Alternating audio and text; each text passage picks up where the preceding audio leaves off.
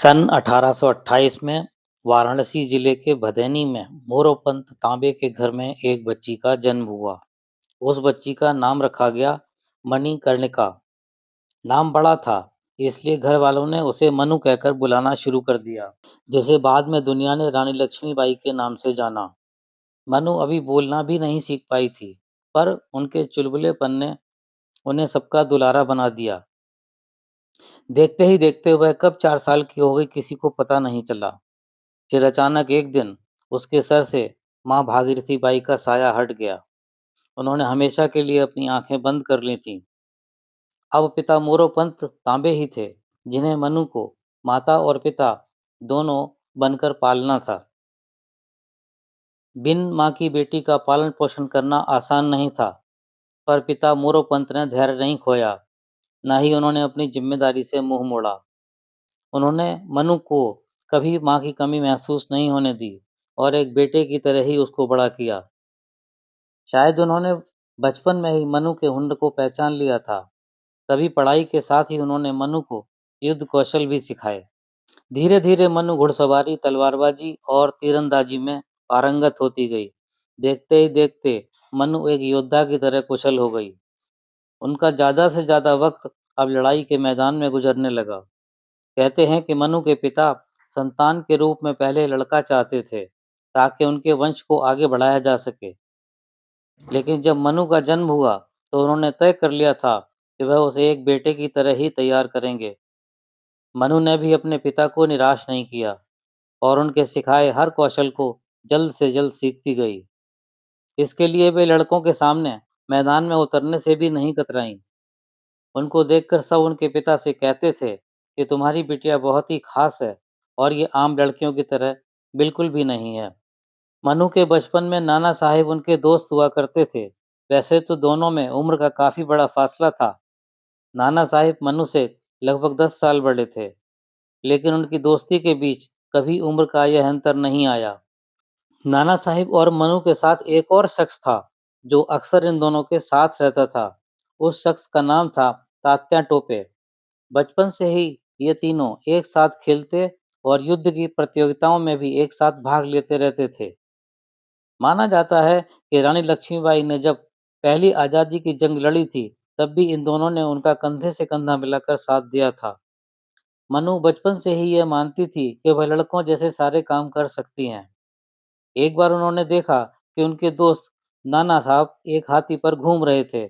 हाथी को देखकर उनके अंदर भी हाथी की सवारी करने की जिज्ञासा जागी। उन्होंने नाना को टोकते हुए कहा कि वह भी हाथी की सवारी करना चाहती हैं। इस पर नाना ने उन्हें सीधे इनकार कर दिया। उनका मानना था कि मनु हाथी की सैर करने के योग्य नहीं है। ये बात मनु के दिल को छू गई और उन्होंने नाना से कहा कि एक दिन उनके पास भी अपने खुद के हाथी होंगे। आगे जाकर जब वे झांसी की रानी बनी, तब ये बात सच साबित हुई। मनु महज 13-14 साल की रही होंगी जब उनकी शादी झांसी के राजा गंगाधर राव से कर दी गई।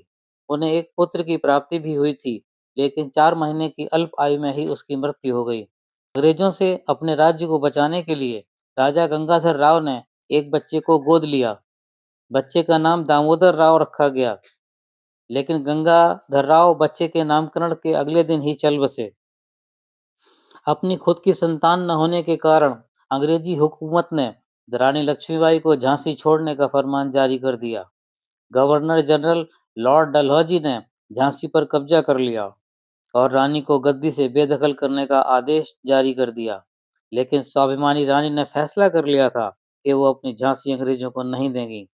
जब अंग्रेजी दूत रानी के पास किला खाली कराने का फरमान लेकर आए, तो रानी ने गरज कर कहा, मैं अपनी झांसी नहीं दूंगी।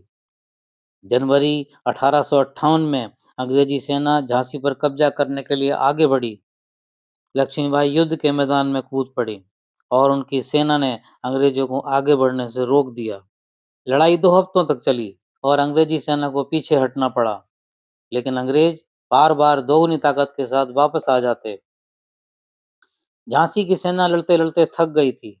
आखिरकार अप्रैल 1858 में अंग्रेजों ने झांसी पर कब्जा कर लिया। रानी लक्ष्मीबाई ने अपने कुछ भरोसेमंद साथियों के साथ अंग्रेजों को चकमा देकर किले से निकलने में कामयाब हो गई। रानी और उनकी सेना कालपी जा पहुंची और उनके द्वारा ग्वालियर के किले पर कब्जा करने की योजना बनाई गई। ग्वालियर के राजा किसी भी हमले की तैयारी में नहीं थे। 30 मई 1858 के दिन रानी अचानक अपने सैनिकों के साथ ग्वालियर पर टूट पड़ी और 1 जून 1858 के दिन ग्वालियर के किले पर रानी का कब्जा हो गया। ग्वालियर अंग्रेजी हुकूमत के लिए बहुत महत्वपूर्ण था। ग्वालियर के किले पर रानी लक्ष्मीबाई का अधिकार होना अंग्रेजों की बहुत बड़ी हार थी। अंग्रेजों ने ग्वालियर के किले पर हमला कर दिया। रानी ने भीषण मारकाट मचाई। बिजली की भांति लक्ष्मीबाई अंग्रेजों का सफाया करते हुए आगे बढ़ती जा रही थी। ग्वालियर की लड़ाई का दूसरा दिन था। रानी लड़ते लड़ते अंग्रेजों से चारों तरफ से घिर गई।